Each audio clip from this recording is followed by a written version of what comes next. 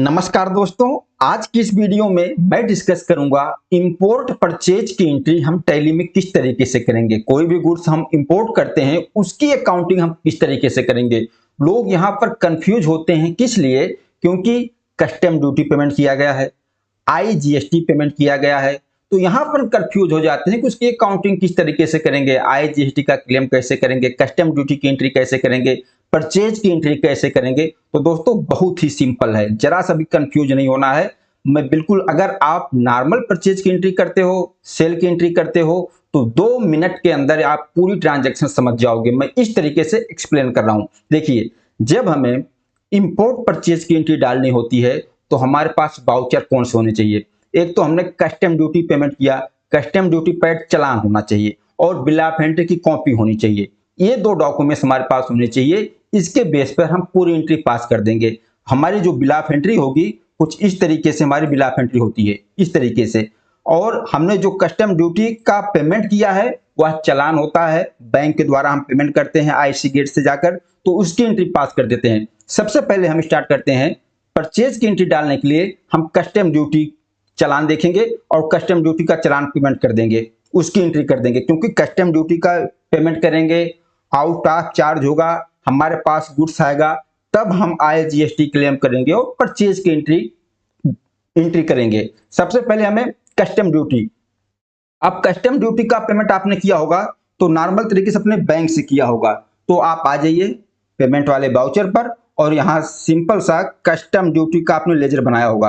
अब custom duty का जो भी लेजर बनाया होगा, एक ग्रुप बना दीजिए आप, परचेज ग्रुप। परचेज ग्रुप के अंदर जो भी कस्टम ड्यूटी, आईजीएसटी आपका तो ड्यूटी एंड टैक्सेस में जाएगा, परचेज से रिलेटेड जो भी वाउचर होंगे इस परचेज अकाउंट के अंदर हम रख रहे हैं। तो कस्टम ड्यूटी पेमेंट करने के लिए आप कस्टम ड्यूटी का पेमेंट कर दीजिए। अब कस्टम ड्यूटी का पेमेंट हम करेंगे कहां से? हमारे पास जो कस्टम ड्यूटी पेड चालान होगा, जैसे मान लीजिए बिल ऑफ एंट्री देख लेते हैं, तो यहां पर बिल ऑफ एंट्री पे भी लिखा होता है फर्स्ट पेज पर टोटल पेड ड्यूटी। जितना ड्यूटी हमने टोटल पेमेंट किया है वह हमारे कस्टम ड्यूटी चालान पे होगा। मान लीजिए हमने 13,40,000 कस्टम ड्यूटी का पेमेंट किया है। ओके, 13,40,000। अब यहाँ पर कॉस्ट सेंटर, आप जो भी वाउचर की एंट्री कर रहे हो, आप चाहो तो कॉस्ट सेंटर वाइज मेंटेन कर सकते हो। अब कॉस्ट सेंटर आपको नया बनाना हो, यहाँ से Alt+C प्रेस कर दीजिए। मैं यहाँ 25,001 नया कॉस्ट सेंटर बना रहा हूँ। जो भी परचेज डालूंगा इसी कॉस्ट सेंटर के अंडर डालूंगा। अब इसको हम रख ले रहे हैं परचेज के ग्रुप में। ओके, अब 13,40,000 कहां से पेमेंट किया? जो भी आपका बैंक हो, बैंक के थ्रू पेमेंट किया गया होगा, ये हमने पेमेंट कर दिया, कस्टम ड्यूटी की एंट्री पास कर दी। अब एक वाउचर की एंट्री, अब यहाँ नरेशन में आप लिख दो कौन सी बिल ऑफ एंट्री नंबर है, बिल ऑफ एंट्री की डेट, कितना सीबीएम है, मतलब जो भी क्वांटिटी आपने परचेज किया है वो सारी चीजें नरेशन में आप टाइप कर दो। यहाँ पर आपने कस्टम ड्यूटी पेमेंट किया, उसकी एंट्री पास कर दिया। ओके, अब आपका आउट ऑफ चार्ज हो गया है, आपका माल आपके पास आ गया है, तो आपको परचेज की एंट्री कर देनी है। परचेज की एंट्री सिंपल सा, आप परचेज में जाएंगे, परचेज वाले वाउचर में, यहाँ हम मोड को चेंज कर लेते हैं यहाँ पर। अब यहाँ पर परचेज नंबर आप जो भी मेंटेन कर रहे हो, जैसे मैं यहाँ डाल दे रहा हूँ 50,000 यूएसडी, क्योंकि मैं जो एंट्री करने जा रहा हूँ इंपोर्ट वाली वह 50,000 यूएसडी अमाउंट का है। अब बाकी आपको यहाँ देखना है बिल ऑफ एंट्री। आपके बिल ऑफ एंट्री पे लिखा होगा कि आपने किससे माल परचेज किया है, आपका एक्सपोर्टर कौन है, किस वैल्यू में माल परचेज किया है, क्या आइटम परचेज किया है, वो सारी डिटेल आपको बिल ऑफ एंट्री में मिल जाएगी। तो जैसे यहाँ हमने देख लिया 50,000 यूएसडी का अमाउंट है और इसी बिल ऑफ एंट्री पर आपको एक्सचेंज रेट लिखा हुआ होगा कि 1 यूएसडी का एक्सचेंज रेट क्या है। इसी बिल ऑफ एंट्री को देख कर आपको एंट्री कर देना है। जैसे 50,000 अमाउंट है, एक्सचेंज रेट कितना है? 86.50, तो 43,25,000। और एक्सपोर्टर कौन है? ABC export. ओके, अब यहां पर हम क्रेडिट कर देंगे ABC एक्सपोर्ट के, जिससे हमने परचेज किया है 43,25,000। ओके, ये आ गया। अब यहां कौन सा लेजर डेबिट करेंगे? हम डेबिट कर देंगे इंपोर्ट परचेज, क्योंकि यह इंपोर्ट परचेज की एंट्री है, इंपोर्ट परचेज को डेबिट कर रहे हैं। आइटम कौन सा परचेज किया है, जो भी आइटम आपने परचेज किया उस आइटम को यहां सिलेक्ट कर लिया। जैसे मैंने एग्जांपल ले लिया, ओके, मेन लोकेशन में रख रहा हूं, 1,000 पीस टेबल है। ओके, कितना अमाउंट है? 43,25,000। ये ये अब यहाँ कोर्ट सेंटर, किस कोर्ट सेंटर के अंदर 25001 कस्टम ड्यूटी मैंने 25001 के अंदर डाला था, उसका परचेज है। तो यहाँ मैं उसी कोर्ट सेंटर के अंदर सेट कर रहा हूँ। अब यहाँ नरेशन में आप बिल ऑफ एंट्री नंबर जो भी नरेशन में लिखना है आप नरेशन में लिख दीजिए। आपने कस्टम ड्यूटी वाली एंट्री कर दिया और बिल ऑफ एंट्री को देख करके यहाँ से आपने एंट्री कर दिया परचेज की।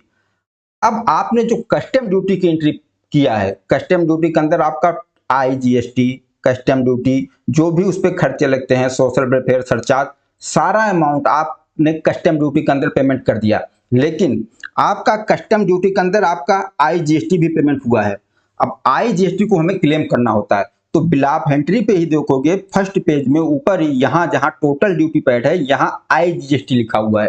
तो मतलब इस पर्चे के सामने आपको इतना IGST क्लेम करना है। उस कस्टम ड्यूटी जो आपने पेमेंट किया उस कस्टम ड्यूटी के अंदर आपका इतना IGST है। मान लीजिए 8,64,000 हमारा IGST है, तो हम इनपुट IGST इतना 8,64,000, 864।